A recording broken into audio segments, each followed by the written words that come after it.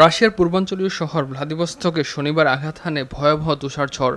ঘণ্টায় ২৬.৫ মিটার বেগে বয়ে যাওয়া ঝড়ো হাওয়ার সঙ্গে ভারী তুষারপাত শহরটিকে কার্যত অচল করে দেয়। স্থানীয় বাসিন্দাদের হাঁটুর সমান তুষারের মধ্যে হাঁটতে দেখা যায়। বরফে ঢাকা সড়কে নিয়ন্ত্রণ হারিয়ে পিছলে পড়ছে গাড়ি, ব্যাহত হচ্ছে যান চলাচল। পরিবেশ পর্যবেক্ষণ দপ্তর জানিয়েছে, মাত্র একদিনেই শহরে ১ মাসের সমান তুষারপাত রেকর্ড করা হয়েছে।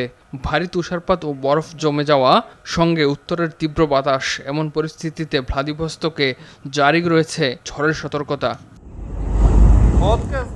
ঝড়ের পর পরিস্থিতি সামাল দিতে মাঠে নামানো হয়েছে ১৩০টিরও বেশি বিশেষ সরঞ্জাম ও উদ্ধার যান।